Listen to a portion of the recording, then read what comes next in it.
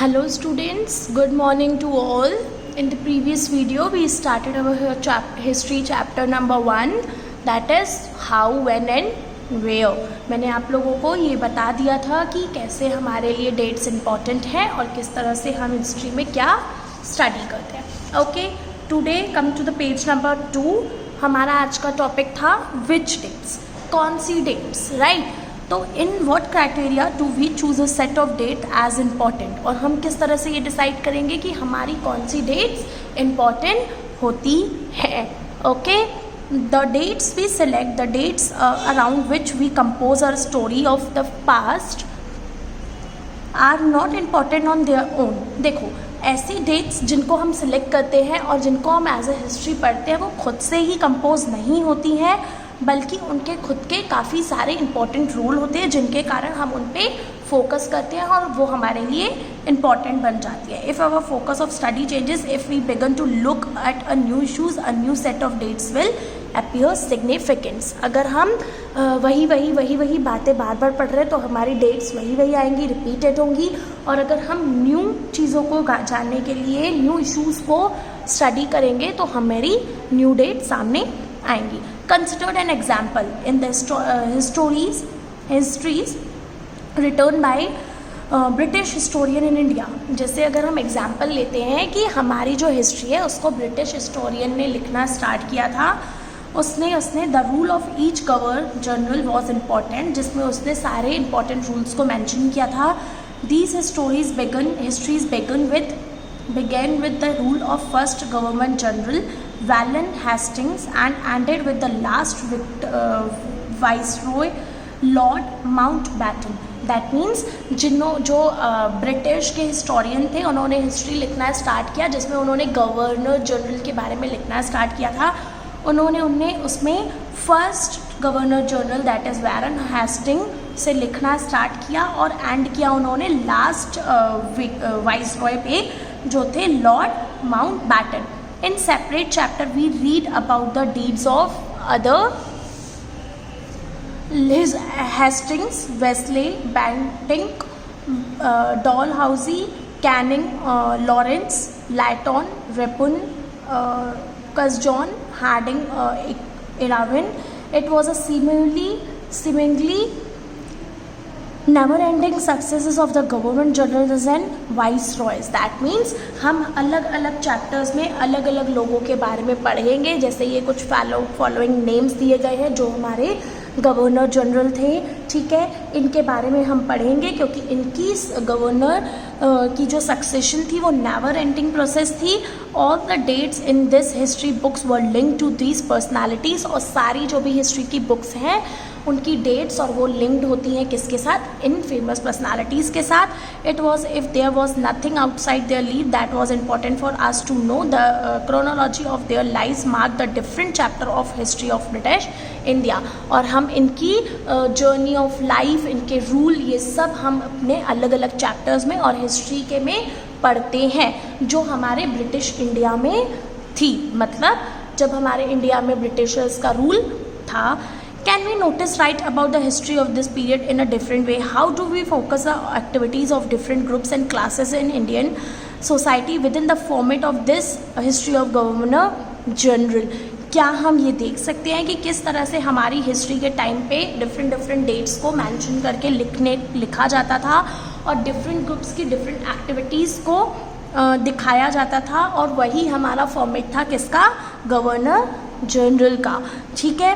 When we write history और a story we divide it into the two chapters. Why do we this so? देखो बेटा, जब भी हम हिस्ट्री लिखते हैं ना तो हम हिस्ट्री के सारे पार्ट्स को डिफरेंट चैप्टर्स में दिखाते हैं. ये क्यों करते हैं बेटा हम? क्योंकि हिस्ट्री काफ़ी ज़्यादा वास्ट होती है और काफ़ी सारी डेट्स रहती हैं, तो हम डिफरेंट पार्ट्स को, डिफरेंट कंटेंट को डिफरेंट चैप्टर्स में दिखाते हैं एंड पढ़ते हैं. In the process we focus only those event that help us to give the shape of story we are telling.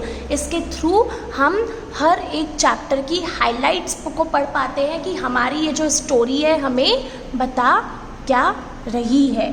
Okay, like in the histories that revolve around the life of British Governor General. The activities of Indian simply do not fit. They have no space. What then do we do? ठीक है, जब histories में लिखा जा रहा था इसे, तब के टाइम पे इतना ज़्यादा एम नहीं था उनका, उन्होंने सिर्फ इनके बारे में लिखा, लेकिन उनको ऐसा कोई भी ऑब्जेक्ट नहीं था, ऐसा कुछ भी क्लियर नहीं था कि ये क्यों कर रहे हैं. We need another format for our history. और उन्होंने फिर क्या बोला कि हमें एक नए फॉर्मेट की ज़रूरत है for the history. This would mean that one date will no longer have the significance they earlier had. A new set of dates will become more important for us to know. और इन्होंने क्या बोला कि अब हमें पुराने issues को ही पढ़ने की ज़रूरत नहीं है, हमें हिस्ट्री को इंटरेस्टिंग बनाने के लिए कुछ न्यू फॉर्मेट और कुछ न्यू डेट्स की ज़रूरत है. अब आता है हमारा, ये तो हुआ विच डेट्स, लेकिन हमने अब क्या बोला, विच डेट्स मतलब जो न्यू डेट्स, न्यू इश्यूज़ पे हम बात करें वो न्यू डेट्स, राइट. अब आता है हाउ डू वी पीरियडाइज. ठीक है, हमने कैसे उसको पीरियडाइज किया. इन 1817 James mill Scottish economics and political philosopher publish a massive 3 volume work a history of British India. ठीक है, 1817 में क्या हुआ था, जो जेम्स मिल थे, जो इकोनॉमिक्स थे स्कॉटिश के, और उसके साथ साथ वो पॉलिटिकल फिलोसफर भी थे, उन्होंने एक 3 वॉल्यूम वर्क पब्लिश किया जिसका नाम था a history of British India.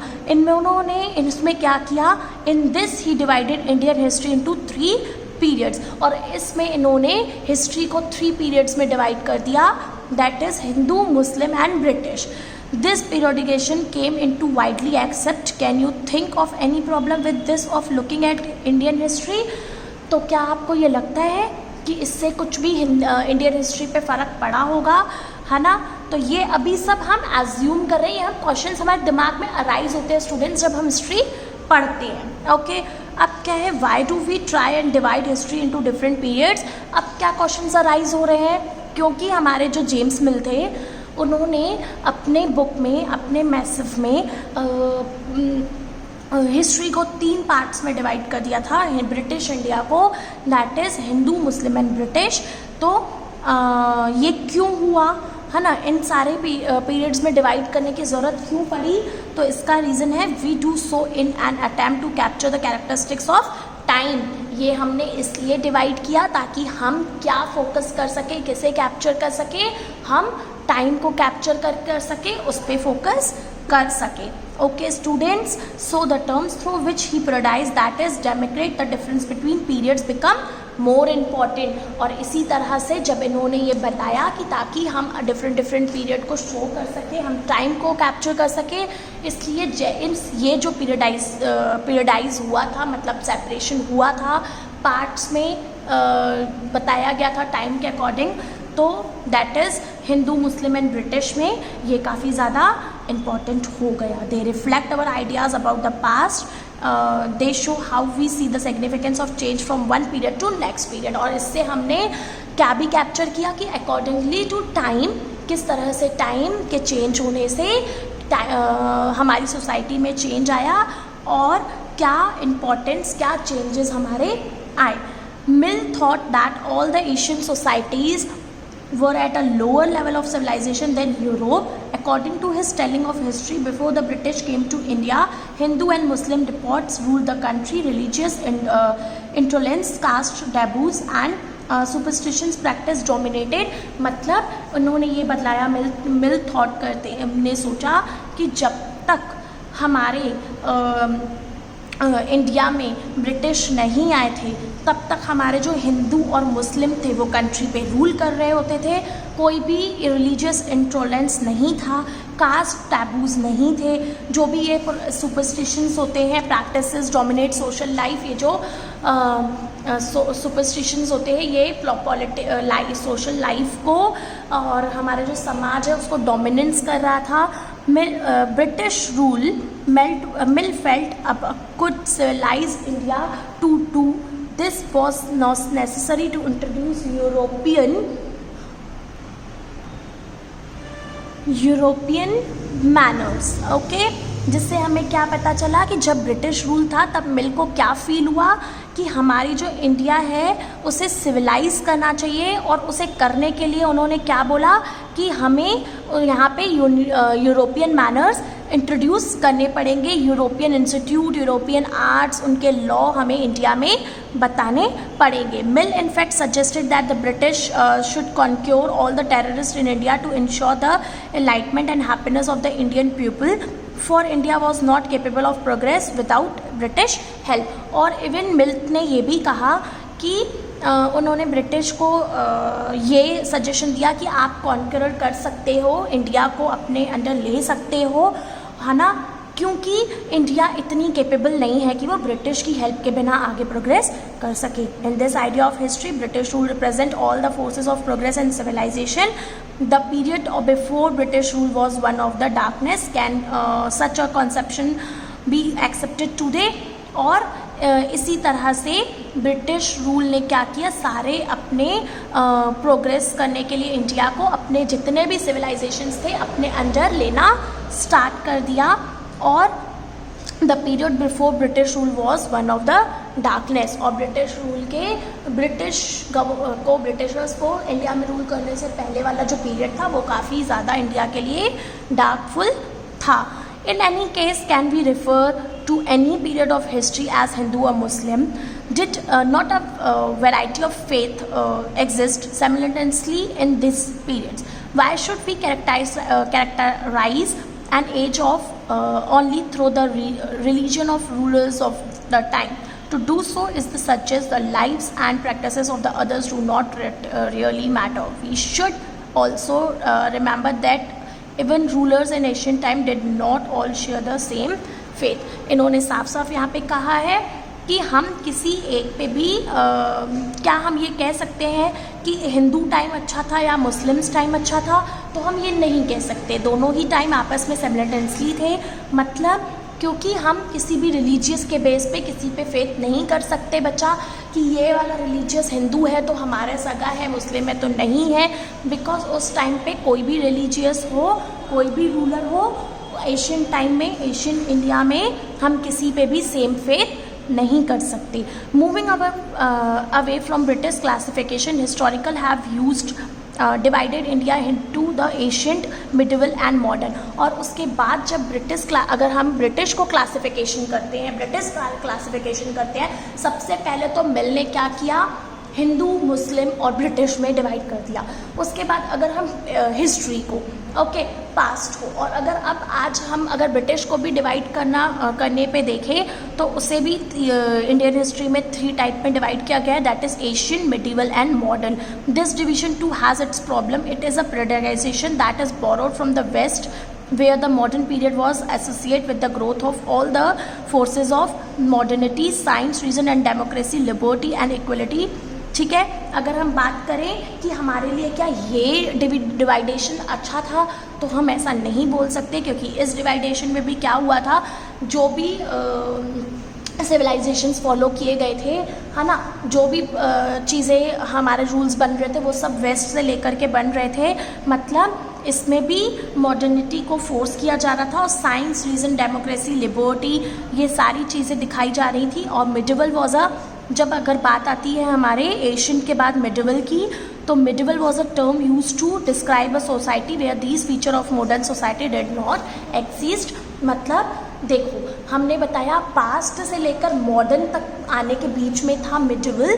जब एशियन से लेकर के डेवलप्ड हुआ धीरे धीरे, हिस्ट्री आगे बढ़ा हमारा पास, तो मॉडर्न हिस्ट्री तक आते आते वो मिडिवल में था। लेकिन मिडिवल में हम कोई भी मॉडर्न सोसाइटी को एग्जिस्ट नहीं कराते थे। Can we uncritically accepted this characterisation of modern period to describe the period of our study, है ना।